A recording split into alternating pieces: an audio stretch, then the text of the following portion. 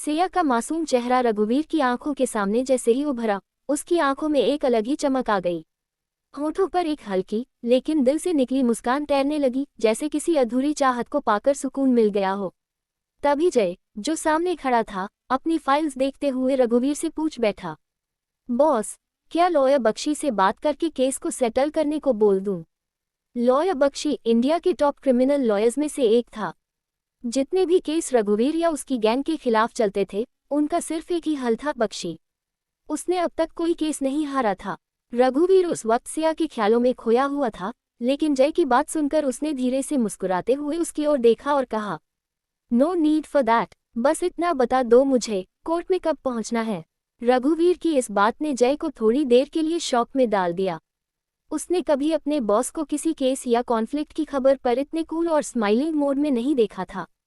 वो मन ही मन सोचने लगा, क्या मैं सच में यही देख रहा हूँ? बॉस स्माइल कर रहे हैं, वो भी तब जब कोई लड़की उनके अगेंस्ट केस कर रही है। और उन्होंने खुद कोर्ट जाने की बात की। Seriously, who is this girl जिसने रघुवीर सिंह राठौर के खिलाफ जाने की हिम्मत की? जय जितना सोचता जा रहा था, उतना ही कंफ्यूज होता जा रहा था। रघुवीर का ये नया वर्जन उसके लिए पूरी तरह अनप्रेडिक्टेबल था। रघुवीर ने जय की ओर एक आईब्रो उठाकर देखा और बोला, क्या हुआ, डेफ हो गया है क्या? मैंने कुछ पूछा था, कोर्ट में कब जाना है? जय अचानक अपने ख्यालों से बाहर आया और हल्का झिझकते हुए बोला, बॉस, दोपहर 3 बजे। ठीक है, रघुवीर ने कहा और वापस अपनी टेबल पर झुककर फाइल्स देखने लगा। जय केबिन से बाहर तो आ गया, लेकिन उसका दिमाग अब भी वहीं अटका था। अंदर से वो थोड़ा वॉरिड भी था, इसलिए उसने झट से अपना फोन निकाला और लॉयर बख्शी को कॉल करके एक बात कह दी, you better reach court by 3 PM, just in case. दोपहर के 3 बजे सिविल कोर्ट, मुंबई। कोर्टरूम में हल्की सी खामोशी पसरी हुई थी। जज की कुर्सी पर एक करीब 50 साल के व्यक्ति, जस्टिस माधव माथुर, शांत चेहरे और गहरी नजरों के साथ केस फाइल पढ़ने में बिजी थे। तभी कोर्टरूम के दरवाजे से किसी के मजबूत कदमों की गूंजती आवाज सुनाई दी। जस्टिस माथुर ने आवाज की दिशा में देखा और अगले ही पल उनका चेहरा जैसे एकदम फीका पड़ गया। उनकी आंखों में हैरानी थी। वो लगभग खड़े होने वाले थे, लेकिन तभी अंदर आता वो शख्स हल्के इशारे में उन्हें बैठने का संकेत देता है। मिस्टर RV राठौर, आप यहाँ? जज की आवाज में डिसबिलीफ साफ झलक रहा था। राठौर बिना कुछ कहे सिर्फ मुस्कुराया और कोर्टरूम के बीचों बीच लगी बेंच पर जाकर शांति से बैठ गया। और तभी कोर्टरूम के दरवाजे से एक और इम्पोजिंग प्रेजेंस अंदर दाखिल हुई। एक मच्छो और वेल ग्रूम्ड इंसान, जो लगभग 45 से 50 के करीब रहा होगा। जज की नज़र उस पर पड़ी और वो भी हैरान रह गए। मिस्टर बख्शी, आप? जज ने आंखें चौड़ी करते हुए पूछा, आप तो हाई कोर्ट और सुप्रीम कोर्ट के केसेस में ही नजर आते हैं, आज सिविल कोर्ट में? लॉयर बख्शी ने एक प्रोफेशनल मुस्कान के साथ जवाब दिया, जस्टिस माथुर साहब, आप तो जानते ही हैं, मैं मिस्टर राठौर का लीगल एडवाइज़र हूं और उनका फैमिली लॉयर भी। जब केस मेरे क्लाइंट पर है, तो मेरी मौजूदगी तो ऑब्वियस है। जस्टिस माथुर कुछ पल तक बख्शी और राठौर को देखते रहे, जैसे कोई इनविजिबल पजल जोड़ने की कोशिश कर रहे हों। मिस्टर RV राठौर पर केस? बट किसने किया? उन्होंने अभी इतना ही कहा था कि पीछे से एक सख्त, कॉन्फिडेंट आवाज गूंजी। मैंने। पूरा कोर्टरूम पलटकर उस आवाज की दिशा में देखने लगा। सामने से एक लड़की कोर्टरूम में दाखिल हुई, लॉयर की ड्रेस पहने, कदमों में न कोई हिचक और चेहरे पर न कोई डर। उसका चेहरा पूरी तरह ब्लैंक था, न गुस्सा, न दुख, न घबराहट। जैसे ही उसका चेहरा पूरी तरह सामने आया, जस्टिस माथुर और लॉयर बख्शी दोनों की आंखें चौड़ी हो गईं। और एक साथ दोनों के मुंह से हैरानी से निकला, मिस बजाज, आप? जस्टिस माथुर और लॉयर बख्शी की आंखों में हैरानी और भी गहरी हो गई। जैसे ही उन्होंने लड़की का चेहरा साफ देखा, दोनों बार बार सिया और रघुवीर राठौर की ओर देखने लगे, जैसे इस सच को पचा पाना उनके लिए आसान नहीं था। उनकी आंखों के भाव चिल्लाकर कह रहे थे, ये सिया ने केस किया है रघुवीर राठौर पर। पीछे खड़े जय की नज़र भी जैसे ही सिया पर पड़ी, वह दम रह गया। उसके मुंह से अनजाने में ही निकल गया, बाप रे, ये वही लड़की है, क्या इसी ने बॉस पर केस किया है? वो लगातार सिया को देखे जा रहा था, डिसबिलीफ, शॉक और एक अजीब सा डर उसके चेहरे पर साफ झलक रहा था। सिया के पीछे पीछे उसकी असिस्टेंट चेतना भी कोर्टरूम में दाखिल हुई। जैसे ही उसकी नज़र रघुवीर राठौर पर पड़ी, वो वहीं ठिठक गई। उसके चेहरे से रंग उड़ गया। ओ माय गॉड, सिया ने इन पर केस किया है। उसने खुद से फुसफुसाते हुए कहा। चेतना ने कभी रघुवीर राठौर को देखा नहीं था, लेकिन उनके ऑरा ने उसे पल भर में ही जता दिया कि ये कोई आम इंसान नहीं है। उनकी आंखों की तीखी गहराई, उनकी पोस्चर और उनकी कॉन्फिडेंट साइलेंस, सब कुछ इंटिमिडेटिंग था। और फिर जैसे ही उसकी नज़र उनके डैशिंग लुक्स पर गई, चेतना के होठों से एक बेमन सा एक्सप्रेशन निकला। हाय, कितना हैंडसम है ये। आई मीन सीरियसली, ऐसा आदमी तो मैंने अब तक सिर्फ फिल्मों में देखा था। कोर्टरूम की इस साइलेंट टेंशन को काटती हुई सिया एक सधी हुई चाल से आगे बढ़ी। जस्टिस माथुर की ओर देखते हुए उसने शांत लेकिन मजबूत आवाज में कहा, सर, मिस्टर आरवी राठौर पर केस मैंने ही किया है। इन्होंने मेरे साथ मिसबिहेव किया, मॉलेस्टेशन किया और मेरा मर्डर करने की कोशिश भी की है। उसके शब्द कोर्टरूम में गूंजे एक सनसनी की तरह। इसके साथ ही उसने चेतना की ओर देखा और इशारे में सारे दस्तावेज और वीडियो फॉर्मेट कोर्ट में सबमिट करने के लिए कहा। चेतना ने झट से फाइल और पेन ड्राइव निकालकर स्टाफ को सौंप दी। सिया के द्वारा पेश किए गए दस्तावेज और वीडियो प्रूफ कोर्टरूम में पेश होते ही जस्टिस माथुर एकदम स्तब्ध रह गए। उनकी नज़रें सिया पर थीं और फिर धीरे धीरे रघुवीर की ओर मुड़ गईं। रघुवीर अब भी शांत बैठा था, बल्कि मुस्कुरा रहा था। उसकी नज़रें सिया पर ही टिकी थीं। जस्टिस माथुर के मन में हजारों सवाल घूमने लगे। क्या ये वही रघुवीर राठौर है जिसे मैं वर्षों से जानता हूँ? क्या वाकई इसने किसी लड़की के साथ जबरदस्ती करने की कोशिश की? उनके चेहरे के भाव उनके अंदर की उलझन को साफ बयां कर रहे थे। उधर लॉयर बख्शी का गुस्सा सातवें आसमान पर पहुंच चुका था। वो फौरन जय की तरफ मुड़ा और तेज आवाज में बोला, जय के बच्चे, तूने पहले क्यों नहीं बताया कि जिसने केस किया है वो कोई और नहीं बल्कि इंडिया की number 1 criminal lawyer miss Siya Bajaj है। जय घबरा गया, हड़बड़ाते हुए बोला, आई एम सॉरी सर, मुझे सच में नहीं पता था कि ये लड़की कोई इतनी बड़ी लॉयर निकलेगी, और मैं जल्दी में भूल गया बताना। बख्शी ने गुस्से से उसे घूरते हुए कहा, तेरे जैसे नालायक लोगों की वजह से ही हम हाई प्रोफाइल केस में फंसते हैं। तूने मिस सिया बजाज को नहीं पहचाना। ये वही है जो आज तक एक भी केस नहीं हारी। तूने नाम सुना था, शक्ल नहीं पहचानी। जय अब पूरी तरह दंग रह चुका था। उसे याद आ गया, हाँ, उसने कई बार लॉयर बख्शी के मुंह से सिया बजाज का नाम सुना था, लेकिन कभी शक्ल नहीं देखी थी। उसे क्या पता था कि जिस लड़की ने उसके बॉस पर केस ठोका है, वो खुद लीगल वर्ल्ड की क्वीन है। तभी जस्टिस माथुर ने दोनों की बात बीच में ही काटते हुए कहा, मिस्टर बख्शी, क्या आप अपने क्लाइंट के बचाव में कुछ कहना चाहेंगे? बख्शी कुछ कहने ही वाला था कि तभी रघुवीर ने एक हाथ ऊपर उठाकर कहा, माय लॉर्ड, मैं कुछ कहना चाहता हूँ। जस्टिस माथुर ने उसकी ओर देखा और कहा, आप डॉक में आइए मिस्टर राठौर, आप जो भी कहना चाहते हैं वही कहें। रघुवीर पूरी शांति और कॉन्फिडेंस के साथ उठा और सीधे डॉक में चला गया। वहां खड़ा होकर उसने कोर्टरूम की ओर देखा, फिर जज की आंखों में आंखें डालकर बोला, my Lord, miss Siya Bajaj ने मेरे ऊपर जो भी आरोप लगाए हैं वो पूरी तरह से सही नहीं है। मैंने उनके साथ कोई ज्यादती नहीं की। मैं मानता हूँ मैंने उन्हें किस किया था, लेकिन वो कोई जबरदस्ती नहीं थी, और अगर उन्हें इससे तकलीफ हुई है तो वो चाहे तो मुझे वापसी में किस करके हिसाब बराबर कर सकती है, मुझे बुरा नहीं लगेगा। रघुवीर की बात पूरी होते होते वह सिया की आंखों में सीधा देखकर मुस्कुरा रहा था, जैसे उसके कहे गए शब्द कोई जुर्म नहीं बल्कि एक रोमांटिक मजाक हो। जज की कुर्सी पर बैठे जस्टिस माथुर तो उसके जवाब से ऐसे चौंके जैसे किसी ने उन्हें बिजली का झटका दे दिया हो।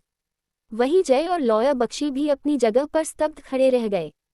लेकिन जिस चेहरे पर सबसे तेज रिएक्शन आया वो सिया का था। रघुवीर की बात जैसे ही सिया के कानों में पड़ी, उसका चेहरा गुस्से से लाल हो उठा।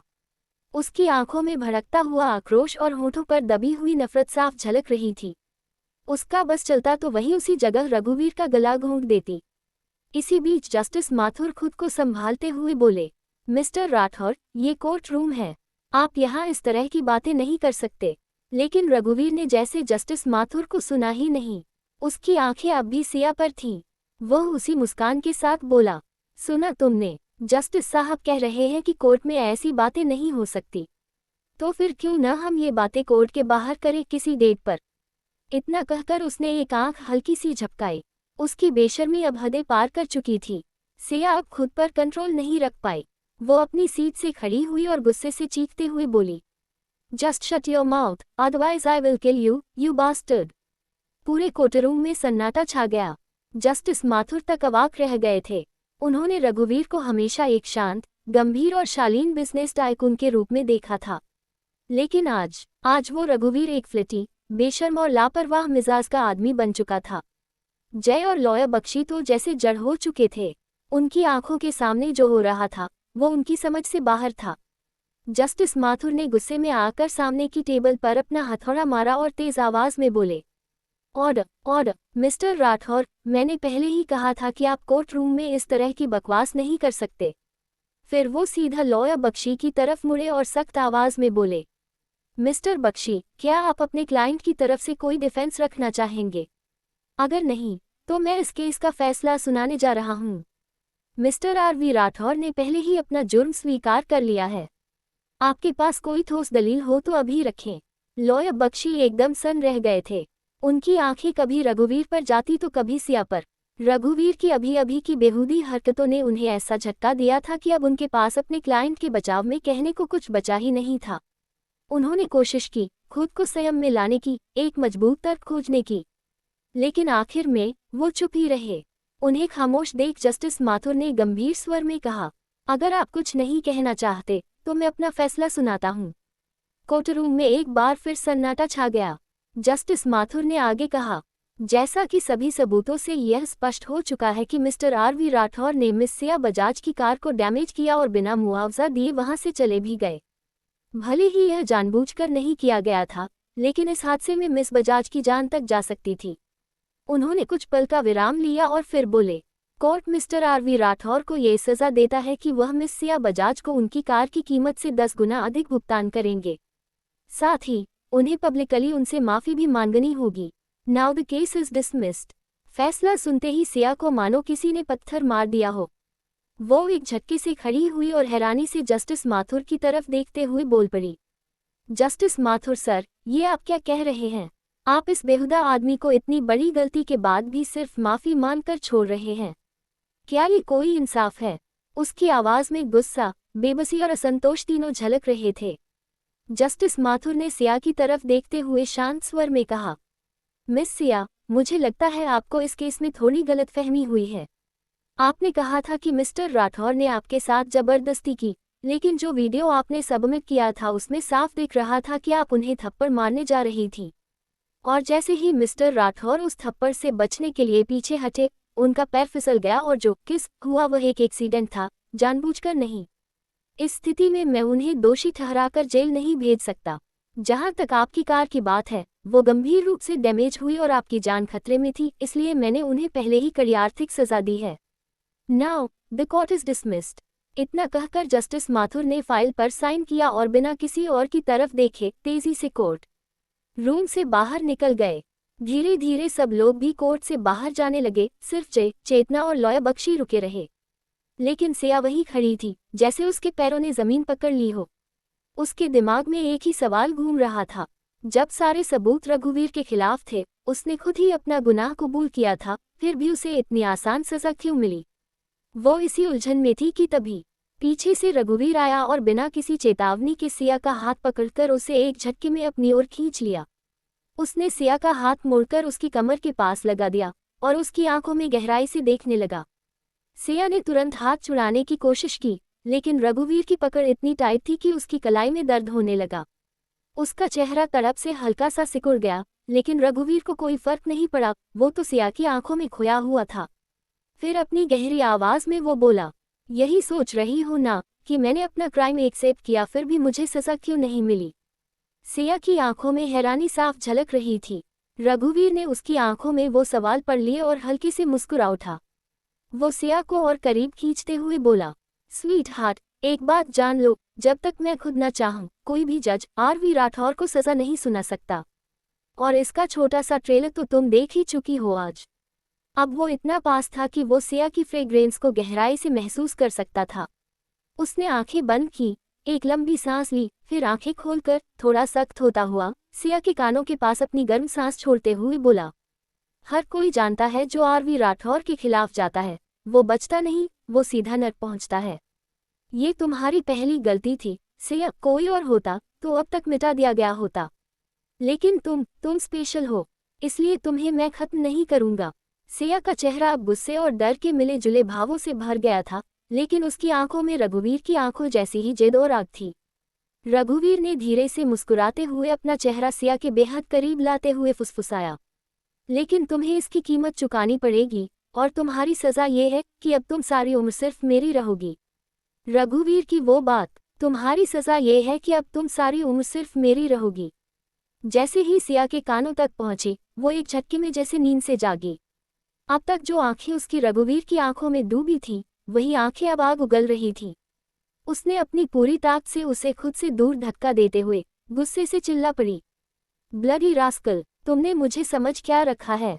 तुम्हारी ये हिम्मत कैसे हुई जो तुम मुझे ऐसी बेहूदगी सुनाने लगे? उसके लहजे में जो तेजी, आक्रोश और आत्मविश्वास था, वो किसी भी आदमी को कांपने पर मजबूर कर दे। होती होंगी वो बाकी लड़कियां जो तुम जैसे अमीर अयाश लोगों की बेशर्म अदाओं पर फिदा हो जाती हैं, लेकिन मैं सिया बजाज हूँ।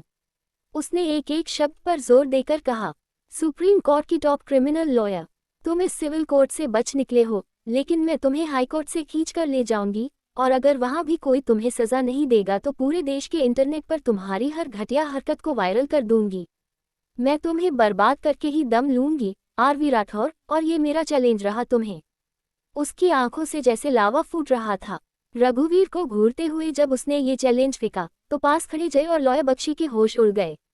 उन्हें लगा अब रघुवीर की आंखों में वो अंधेरा लौटेगा, जो एक बार उभर जाए तो सामने वाला जिंदा नहीं बचता। पर जो हुआ, उसने सबके होश और भी ज्यादा उड़ा दिए। रघुवीर मुस्कुरा रहा था। हाँ, उसके होठों पर वही बेखौफ शैतानी मुस्कान थी, और उसकी आंखों में वही गहराई जिसमें शायद प्यार और पागलपन दोनों तैर रहे थे। वो बस सिया को देखते जा रहा था, जैसे हर लफ्ज पर उसे और भी दीवाना बना रहा हो। वहीं पास खड़ी चेतना, जो सिया की पुरानी दोस्त थी, उस सीन को ऐसे देख रही थी जैसे कोई ज्वालामुखी फटते हुए देख रहा हो। उसे याद आया, सालों पहले एक क्रिमिनल ने सिया को कोर्ट में चैलेंज किया था, तू मुझे सजा दिला के दिखा, और सिया ने सिर्फ 7 दिन में उसे उम्र कैद दिलवा दी थी। आज फिर वही आग, वही जुनून सिया की आंखों में था।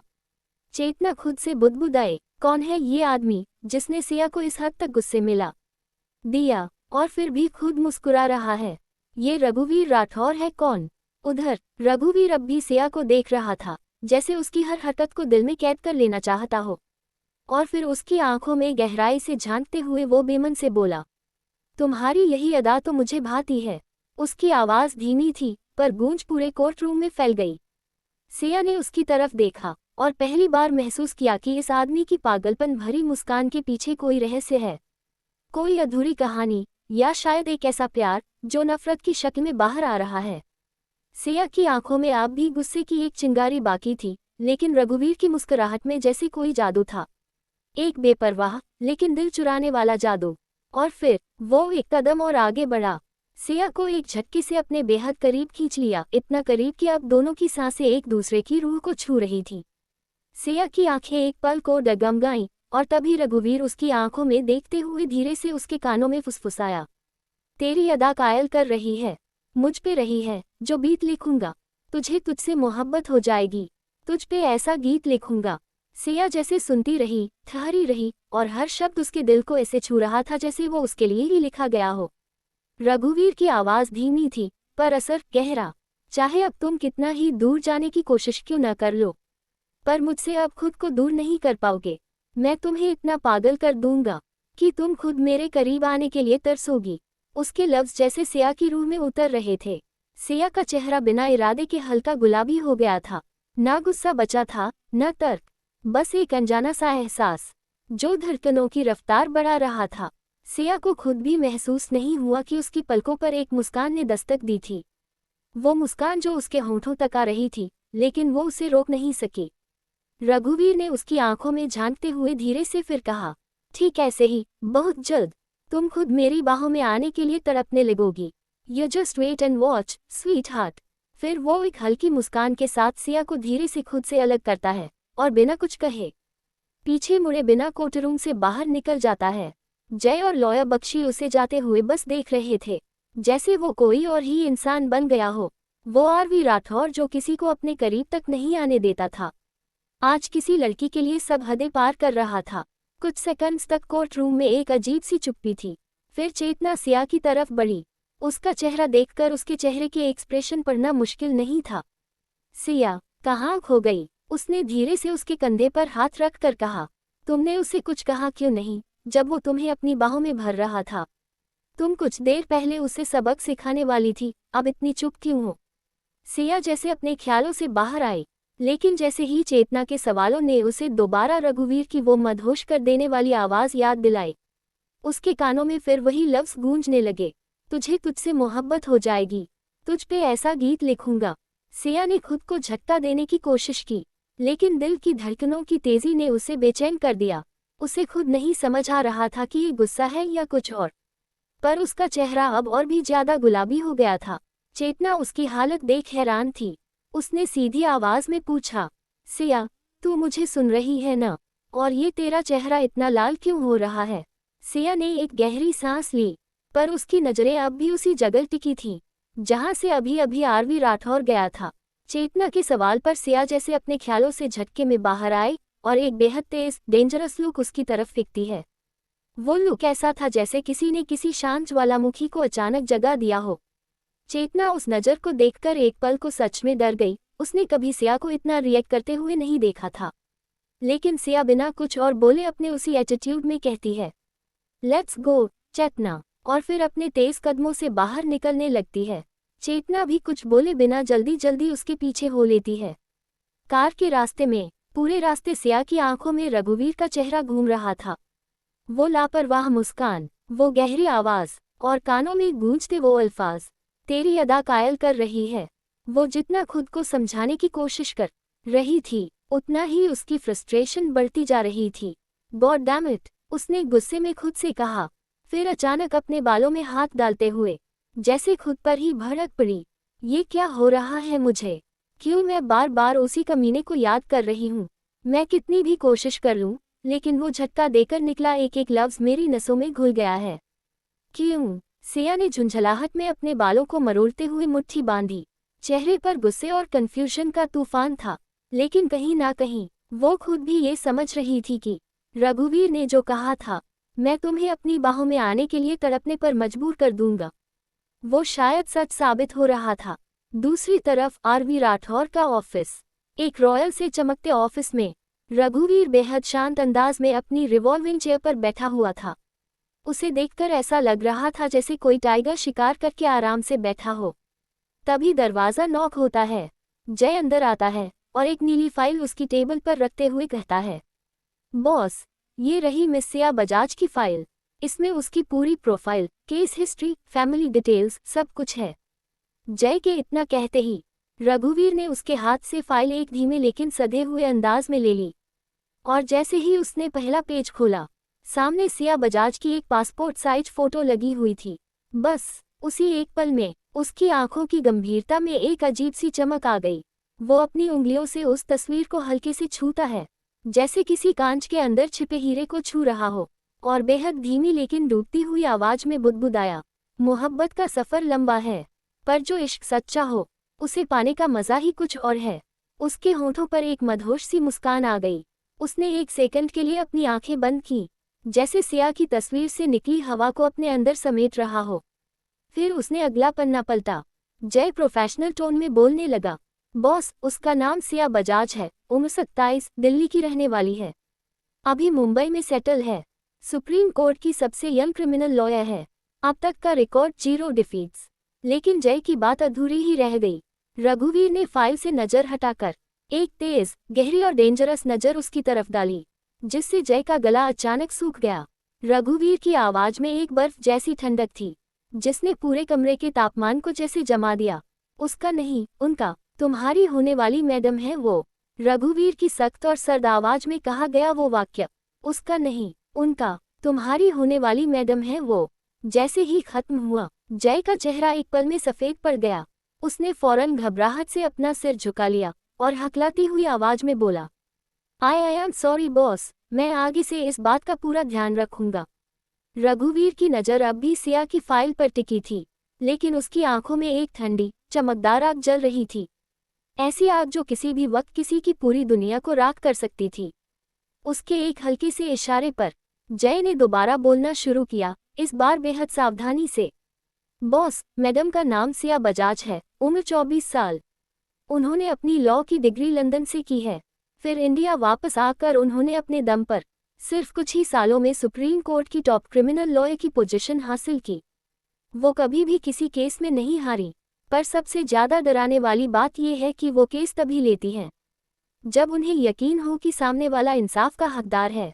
अगर उन्हें स्लाइटेस्ट भी ये शक हो जाए कि उनका क्लाइंट झूठ बोल रहा है, तो वो खुद ही केस छोड़कर सारे सबूत दूसरी पार्टी को सौंप देती हैं।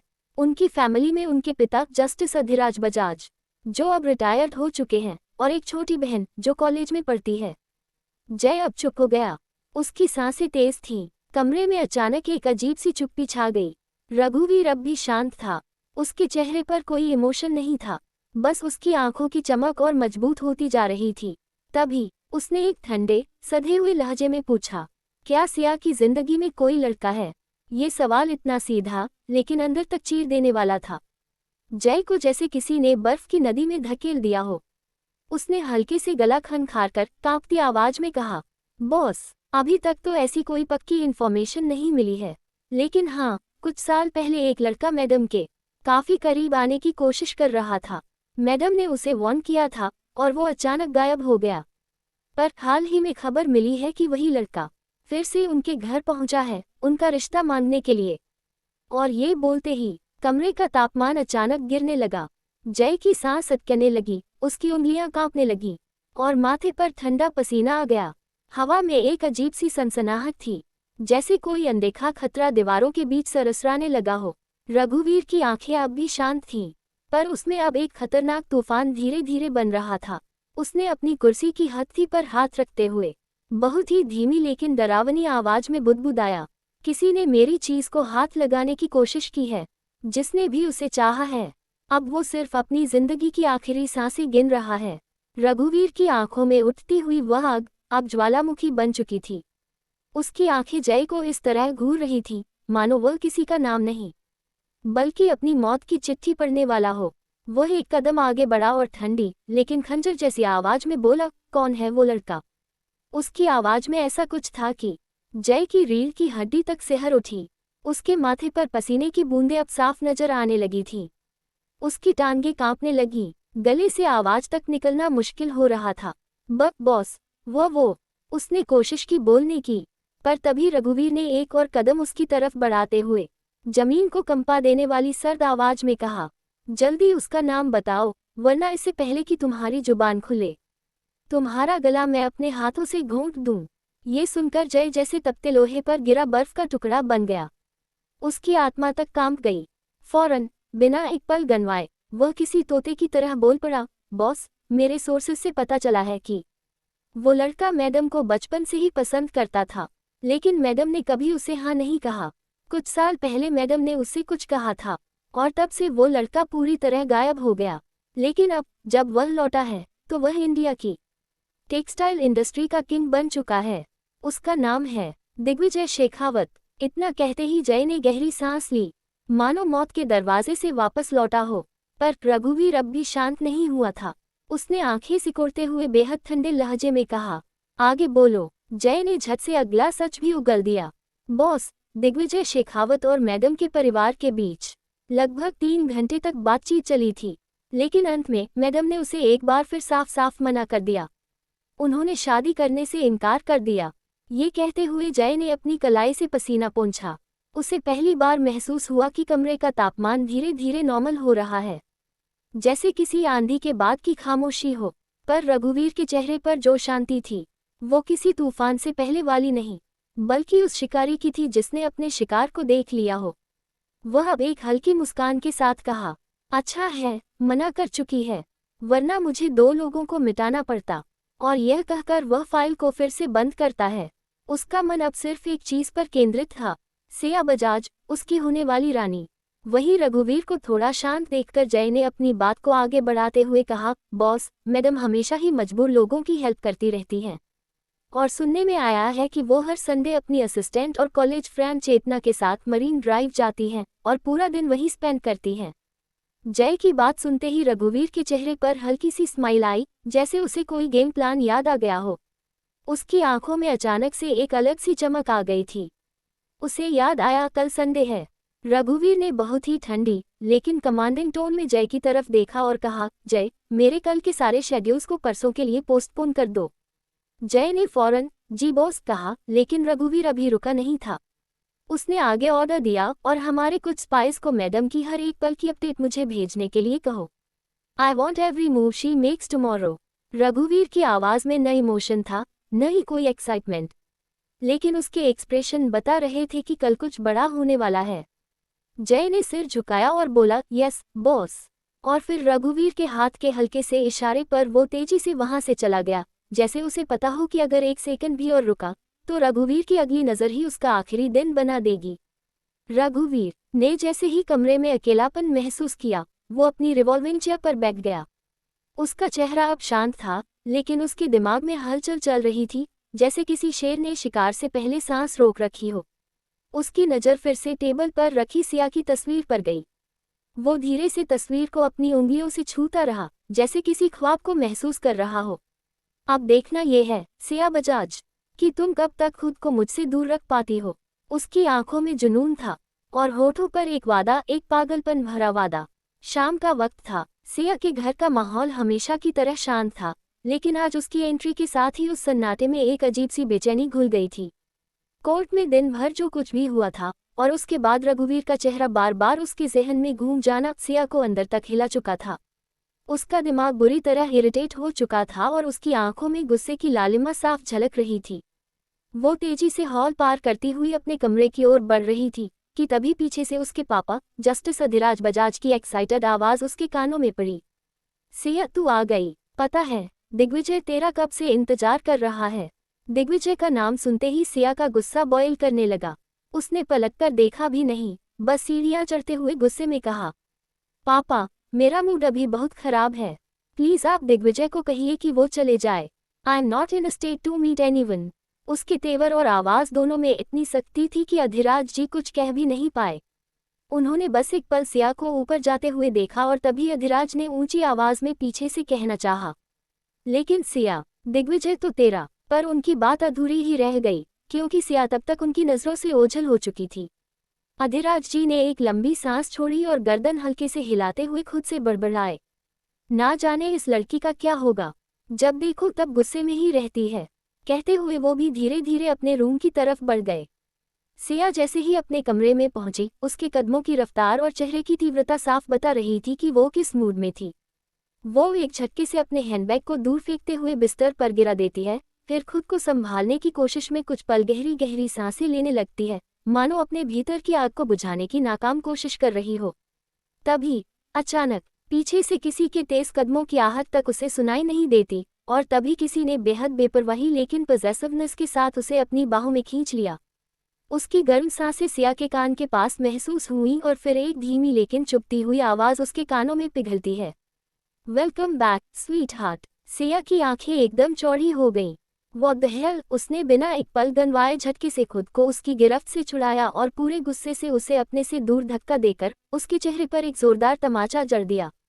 चटाक। उस कमरे में कुछ पल के लिए खामोशी जम गई। वो लड़का जिसने सिया को पकड़ा था, अब गाल पर हाथ रखे शौक और गुस्से के मिलेजुले भाव में सिया को घूर रहा था। Siya, what the hello. वो चीखा, तुमने मुझे थप्पड़ मारा? सीरियसली? सिया का चेहरा गुस्से से तमतमा उठा था। उसकी आंखों में आग थी और लहजा जहर से भी ज्यादा कड़वा। How dare you to touch me, Siya चीखी। और तुम्हें मेरे कमरे में घुसने की इजाजत किसने दी? उसने एक कदम आगे बढ़ते हुए बेहद सख्त लहजे में कहा, नेक्स्ट टाइम अगर तुम बिना मेरी परमिशन के मेरे रूम के अंदर आए ना, तो मैं ऐसा केस कर दूंगी कि पूरी जिंदगी जेल में सड़ते रहोगे। Got it. कमरे का माहौल पूरी तरह तनाव से भर चुका था। सिया की सांसें तेज थीं और आवाज में इतनी अथॉरिटी थी कि कोई भी एक पल में पसीने पसीने हो जाए। सिया की बातों ने जैसे एक पल के लिए दिग्विजय की जुबान बंद कर दी थी। उसका चेहरा पहले तो झुंझलाहट और असहजता से भर गया, लेकिन अगले ही सेकंड उसने खुद को संभालते हुए जबरन मुस्कुराहट चेहरे पर ला दी। वह सिया की तरफ दोबारा कुछ कदम बढ़ाते हुए बोला, सिया, शायद तुम भूल रही हो, बहुत जल्द हमारी शादी होने वाली है, और तुम मेरी होने वाली बीवी हो। अब अगर मैंने तुम्हें हक कर भी लिया तो इसमें कौन सा पहाड़ टूट पड़ा तुम्हारे ऊपर? जी हाँ, सिया के सामने खड़ा वो शख्स और कोई नहीं बल्कि टेक्सटाइल इंडस्ट्री का किंग कहा जाने वाला दिग्विजय शेखावत था। सिया की आंखें और ज्यादा सख्त हो गईं। उसके चेहरे पर वही cold, powerful, no nonsense attitude था जो कोर्ट रूम में भी नजर आता था। वह सीधा दिग्विजय की आंखों में देखते हुए बोली, शादी माय फुट, दिग्विजय शेखावत। उसका लहजा कड़वा था, लेकिन बिल्कुल क्लियर। शायद तुम भूल रहे हो, मैंने अब तक तुमसे शादी के लिए हाँ नहीं की है, तो तुम्हें किसने हक दिया मुझे इस तरह अपनी फ्यूचर वाइफ डिक्लेयर करने का? वो एक सेकंड के लिए रुकी, फिर हाथ से दरवाजे की तरफ इशारा करते हुए बोली, now get lost from here. उसकी हर बात दिग्विजय के अंदर तक चुभ रही थी, लेकिन उसने अपनी नाराजगी को छुपाते हुए एक नकली मुस्कान चेहरे पर चिपका दी। वह हल्के से हंसते हुए बोला, okay okay, chill Siya, just relax. मैं तो बस मस्ती कर रहा था, देखना चाहता था कि अगर मैं तुम्हें अचानक पीछे से हक कर लूं तो तुम्हारा रिएक्शन क्या होगा, लेकिन तुमने तो सीधा थप्पड़ ही मार दिया। वह अपने गाल पर हल्के से हाथ फेरते हुए मासूमियत के साथ सिया को अपना चेहरा दिखाता है। देखो ना, तुम्हारी उंगलियों के निशान अभी भी छपे हुए हैं। सीरियसली, इतनी जोर से भी कोई मारता है? उसकी मासूम एक्टिंग कुछ सेकंड के लिए सिया के सख्त चेहरे को हल्का सा हिला देती है। एक पल को उसे भी लगता है कि शायद वो कुछ ज्यादा ही रिएक्ट कर गई, लेकिन सिया ने अपने एक्सप्रेशन पर काबू रखा और सख्ती से कहा, ओके, मैं मानती हूँ, इट वॉज माई मिस्टेक, लेकिन तुम्हें भी अपनी लिमिट क्रॉस करने की कोई ज़रूरत नहीं थी, और तुम्हें अच्छे से पता है कि मुझे इस तरह के मजाक बिल्कुल भी पसंद नहीं। फिर वह एक गहरी सांस लेकर थोड़ी नर्म होती है, लेकिन फिर भी असर्टिव टोन में कहती है, जस्ट फॉरगेट इट, दिग्विजय। अब प्लीज तुम बाहर जाओ, मुझे चेंज करना है और honestly I am super exhausted right now, so don't disturb me, okay. Siya के एक बार फिर से उसे बाहर का रास्ता दिखाने पर इस बार दिग्विजय ने कोई बहस नहीं की। वह चुपचाप पलटा और दरवाजे की ओर बढ़ने लगा, लेकिन जैसे ही उसने कमरे का हैंडल पकड़ने के लिए हाथ बढ़ाया, कुछ याद आते ही वह ठिठक गया। उसने अपनी जैकेट की जेब में हाथ डाला और एक छोटा सा बॉक्स निकाला, जो रेड रेशमी कपड़े में बड़ी खूबसूरती से लिपटा हुआ था। वह धीमे कदमों से फिर से सिया की ओर लौटा और मुस्कुरा कर बोला, सॉरी सिया, मैं आज तुम्हें जिस तरह से गुस्सा दिला गया, उसके लिए रियली आई एम सॉरी। मैं तुम्हारे लिए एक छोटा सा गिफ्ट लाया हूँ, प्लीज मना मत करना। उसने वो छोटा सा गिफ्ट बॉक्स सिया की तरफ बढ़ाया। सिया कुछ सेकंड्स तक उस बॉक्स को देखती रही। उसके चेहरे पर हिचकिचाहट थी, लेकिन फिर उसने गहरी सांस लेते हुए बॉक्स ले लिया और हल्के से कहा, थैंक यू, अब यू मे गो। उसके सीधे से जवाब और क्लियर टोन के बाद दिग्विजय जान गया कि अब और रुकने का कोई मतलब नहीं। उसके चेहरे पर हल्की मुस्कान आ गई और वह धीरे धीरे वहां से बाहर निकल गया। जैसे ही वह दरवाजे से बाहर निकला, सिया ने वो गिफ्ट टेबल पर रख दिया और बिना बॉक्स को खोले सीधे बाथरूम की ओर चली गई। उसके जाते ही कमरे में एक अजीब सी खामोशी छा गई। दूसरी तरफ बजाज विला से कुछ दूरी पर एक बिजली के खंभे के पीछे कोई शख्स अंधेरे में छिपा खड़ा था। स्ट्रीट लाइट की झिलमिल रोशनी में उसका चेहरा साफ दिखाई नहीं दे रहा था। वह बड़ी सावधानी से अपने फ़ोन को निकाला और कुछ तस्वीरें और वीडियो उस पर सेव की। फिर उसने वो फोटोज़ और क्लिप्स किसी अनजान नंबर पर भेज दी। उसके बाद उसी नंबर पर एक कॉल लगाया और कुछ कहा, जिस पर दूसरी तरफ से कुछ जवाब मिला, और फिर उसने फ़ोन काट दिया। फ़ोन डिस्कनेक्ट होते ही वो शख्स एक बार फिर अंधेरे में गुम हो गया, जैसे कभी वहां था ही नहीं। उधर राठौर मेंशन में रघुवीर का कमरा। रघुवीर अभी कुछ देर पहले ही ऑफिस से लौटकर अपने बेडरूम में आया था। जैसे ही उसने अपने कोट और शर्ट उतारकर क्लोजेट में टांगे, तभी अचानक उसकी जेब में रखा फ़ोन वाइब्रेट करने लगा। नोटिफिकेशन बेल की हल्की सी आवाज़ सुनकर उसने फ़ोन निकाला और स्क्रीन को देखा। एक मैसेज था। जैसे ही उसने उसे ओपन किया, सामने एक वीडियो प्ले होने लगी। वीडियो में साफ दिखाई दे रहा था, एक अनजान शख्स सिया को पीछे से अपनी बाहों में भर रहा था। उसके कानों में कुछ कहता, और फिर जब सिया उसे धक्का देती है, तो वह एक गिफ्ट बॉक्स निकालकर सिया की तरफ बढ़ाता है। फिर थोड़ी देर बाद वह शख्स कमरे से बाहर चला जाता है। पूरी वीडियो खत्म होते ही रघुवीर की आंखों में खून उतर आया। उसकी आंखें गुस्से से लाल हो चुकी थीं। उसकी मुठियां खुद ब खुद भींच गईं और माथे पर पसीने की लकीरें उभर आई थीं। ऐसा लग रहा था जैसे एक ज्वालामुखी फटने ही वाला है। तभी उसके फ़ोन की रिंगटोन बज उठी। स्क्रीन पर वही नंबर फ्लैश हो रहा था, उसका आदमी, जिसे उसने खासतौर पर सिया पर नज़र रखने के लिए अपॉइंट किया था। रघुवीर ने कॉल रिसीव किया और बेहद ठंडी, लेकिन अंदर तक कंपा देने वाली आवाज़ में बोला, बोलो। उसकी टोन सुनते ही दूसरी तरफ खड़ा आदमी कांप उठा। उसने घबराते हुए हकलाकर जवाब दिया।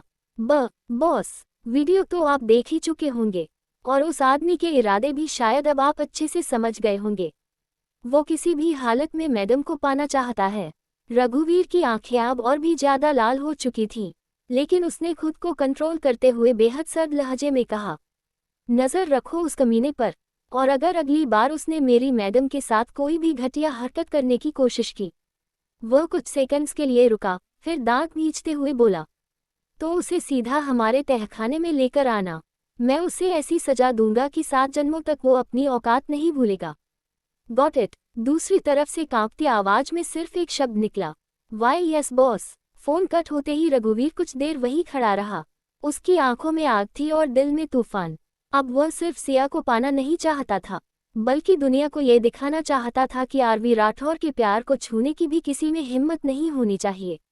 बिना एक सेकंड गंवाए उसने अपने हाथ में पकड़े फोन को गुस्से में फेंक कर सामने की दीवार पर दे मारा। दीवार से टकराते ही वो फोन अगले ही पल चकनाचूर होकर जमीन पर बिखर गया। वह दांत भींचते हुए आगे बढ़ा और सामने रखे एक पुराने से फोटो फ्रेम को घूरते हुए बुरी तरह फुफकारा, एक बार फिर तुम वही करने की कोशिश कर रही हो जो मुझे बिल्कुल पसंद नहीं है। मेरे पेशेंस का टेस्ट लेना बंद करो सिया, वरना इस बार तुम्हें इसकी बहुत भारी कीमत चुकानी पड़ेगी। वो फोटो फ्रेम, जिसमें सिया की कॉलेज टाइम की एक तस्वीर थी, मुस्कुराती हुई, मासूम, बिल्कुल बेखबर, और अब उस मुस्कुराहट पर रघुवीर का जुनून भारी पड़ने वाला था। उसका गुस्सा अब काबू से बाहर हो चुका था। अगले ही पल उसने सामने लगे मिरर पर इतनी जोर से घूंसा मारा कि शीशा एक ही झटके में टुकड़े टुकड़े हो गया। कांच की धारें उसके हाथों में गहराई से धंस गई और खून फव्वारे की तरह बहने लगा, लेकिन रघुवीर को परवाह नहीं थी। उसने धीरे धीरे अपना लहूलुहान हाथ देखा और खून की धार को देखते हुए पागलों जैसी शांति से कहा, रस्मों रिवाज की जो परवाह करते हैं, प्यार में वो लोग सिर्फ गुनाह करते हैं। इश्क वो जुनून है जिसमें दीवाने अपनी खुशी से खुद को तबाह करते हैं। इतना कहते ही उसकी आंखों में एक अजीब सी चमक आ गई, वो चमक जो किसी सनकी प्रेमी, किसी पागल आशिक और किसी जानलेवा दुश्मन की आंखों में एक साथ होती है। उसकी आंखें अब खून जैसी लाल हो चुकी थीं। वो बुरी तरह हौंफते हुए, जैसे आग निगल चुका हो, अपनी कटी हुई हथेली से दीवार पर खून से एक क्रॉस बनाता है और फिर फुफकारते हुए कहता है, दिग्विजय शेखावत, तैयार हो जा अपनी बर्बादी के लिए, क्योंकि अब रघुवीर राठौर नाम की तबाही तेरी जिंदगी में दस्तक दे चुकी है। उसकी हंसी कमरे की दीवारों से टकराकर लौटने लगी। एक पागलपन, एक जुनून, एक वहशी हंसी जिसने हवा को भी सहने पर मजबूर कर दिया। वो फोटो फ्रेम को उठाता है, अपनी अंगुलियों से उस पर जमी धूल साफ करता है और उस तस्वीर की आंखों में देखते हुए गहराई से बुदबुदाता है, स्वीट हार्ट, तुम फिर वही गलती कर रही हो, बार बार कर रही हो। शायद तुम्हें फिर याद दिलाना पड़ेगा कि जो भी तुम्हारे आसपास आने की कोशिश करेगा उसे मैं किस अंजाम तक पहुंचा सकता हूँ। उसका स्वर अब बेहद धीमा, लेकिन अंदर तक काट देने वाला था। तुम सिर्फ मेरी हो सिया, सिर्फ मेरी, और अगर इस बार तुमने मुझसे दूर जाने की कोशिश की तो तुम्हें मेरा वो राक्षस रूप देखने को मिलेगा जिसे मैंने आज तक तुम्हारे लिए भी छुपा कर रखा था। ये सब कहते हुए उसकी आंखों में एक अलग सा जुनून दिख रहा था, साथ ही उसके चेहरे का भाव भी काफी ज्यादा भयानक हो गया था। अगला दिन दोपहर का समय, मरीन ड्राइव की लहरें आज भी अपने ही सुकून में थीं, लेकिन इस वक्त वहां दो ऐसी लड़कियां थीं जिनकी बातों में एक अलग ही एनर्जी थी। सिया और चेतना दोनों साथ चल रही थीं। यूं तो सिया को यूं बेपरवाह हंसते हुए कम ही देखा गया था, लेकिन आज उसके चेहरे पर एक अलग ही रौनक थी। उसकी आंखों में चमक थी और होठों पर खिलखिलाहट। चेतना ने मुस्कुराते हुए सिया की तरफ देखा और उसे छेड़ते हुए बोली, क्या बात है मैडम, आज तो चेहरे पर एकदम अलग टाइप की ग्लो है, कहीं किसी के प्यार में तो नहीं पड़ गई। फिर अचानक वो एक्साइटेड होकर उछली, ओह हाँ, कल तो दिग्विजय तुमसे मिलने घर आया था ना, यानी फाइनली तुमने उसे हाँ बोल ही दिया।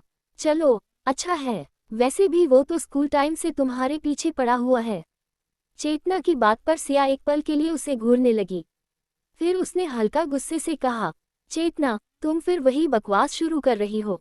मैंने कितनी बार कहा है, मुझे दिग्विजय बिल्कुल भी पसंद नहीं है, और शादी नॉट हैपनिंग। अगर वो पापा के बचपन के दोस्त का बेटा नहीं होता तो मैं उसे घर के अंदर भी घुसने नहीं देती। सिया की सीरियसनेस देख चेतना ने चुप रहने की एक्टिंग की, लेकिन उसकी आंखों में शरारत अब भी बाकी थी। वो फिर मुस्कुराते हुए बोली, ओके ओके, चल मान लिया, लेकिन फिर ये जो टुडे वाली एक्स्ट्रा स्माइल है वो किसके लिए है मैडम? कहीं कल वाले उस अमीर सुपर हैंडसम और क्रेजी लड़के की वजह से तो नहीं, जो कल से तुम्हारे पीछे पूरी तरह लट्टू हो चुका है। वो जानबूझकर सिया को और चिढ़ाने वाले अंदाज में आगे बोली। वैसे he is not bad, I mean Digvijay उसके सामने कहीं भी नहीं टिकता। चेतना की बात पूरी होते ही सिया वहीं रुक गई और एक गहरी सांस लेकर चेतावनी भरे लहजे में बोली। चेतना, लगता है तुझे सुसाइड करने की इच्छा हो रही है, जो तू मुझसे ऐसी बकवास कर रही है। अगर सच में जीने की इच्छा नहीं है ना, तो देख सामने कितना बड़ा समुंदर है, जा कूद जा उसमें, और अगर दोबारा ऐसी बात की तो मैं खुद धक्का दे दूंगी। सिया का चेहरा अब गुस्से से लाल हो चुका था। चेतना को भी सिया का ये इंटेंस लुक देखकर एक सेकंड के लिए झटका लगा, लेकिन अगले ही पल उसने हंसते हुए कहा, for your kind information madam, शायद तुम भूल रही हो, मैं कॉलेज टाइम पर जूडो कराटे में ब्लैक बेल्ट रह चुकी हूँ और मुझे तैरना भी आता है। तो तुम मुझे समुंदर में फेंक भी दो तो भी मैं तैरकर बाहर आ जाऊंगी। नी स्ट्राइक दो। चेतना ने अपनी बात पूरी की ही थी कि उसके चेहरे पर अचानक एक शरारती सी मुस्कान उभर आई। वो सिया को ध्यान से देखते हुए और ज्यादा चिढ़ाने वाले अंदाज में बोली, वैसे सच में उस आदमी में कुछ तो था, जिसने तुम्हें जैसी शांत रहने वाली लड़की को भी इतना गुस्सा करने पर मजबूर कर दिया।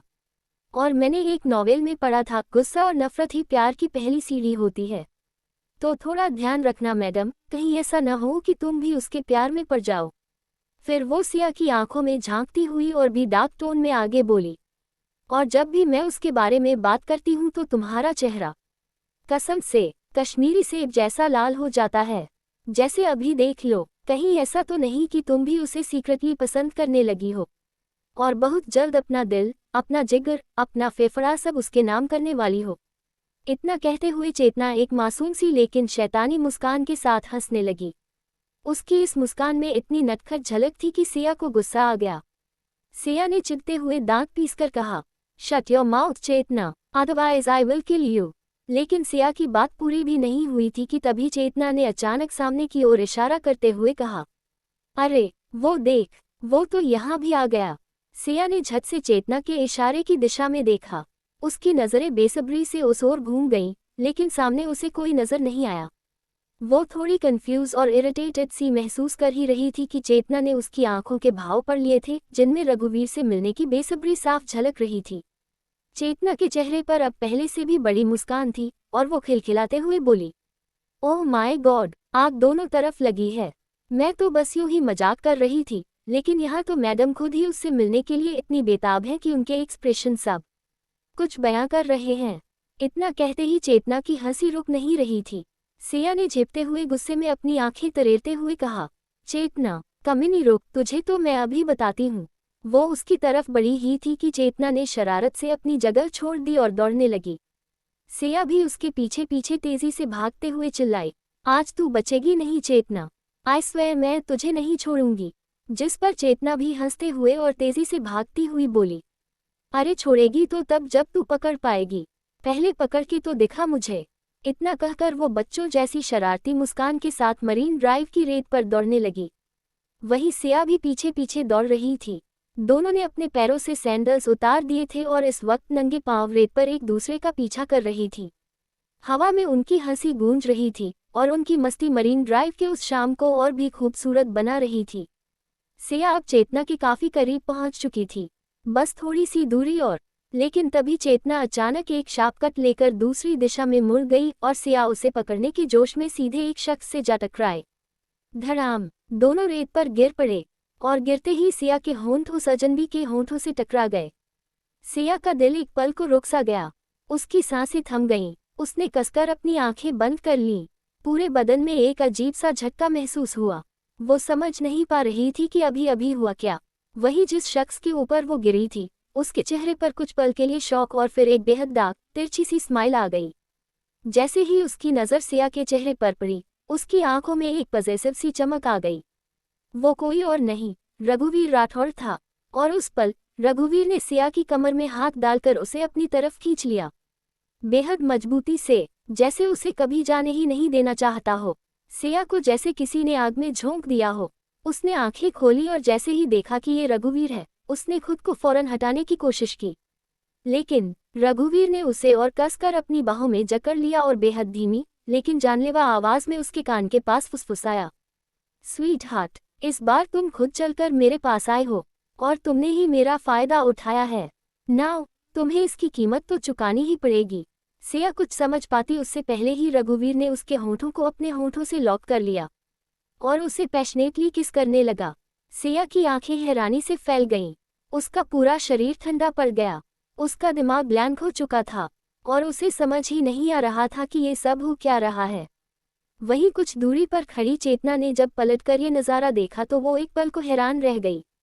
व्हाट द हेल, उसकी आंखें फैल गईं, लेकिन फिर उसके चेहरे पर एक शरारती मुस्कान उभर आई।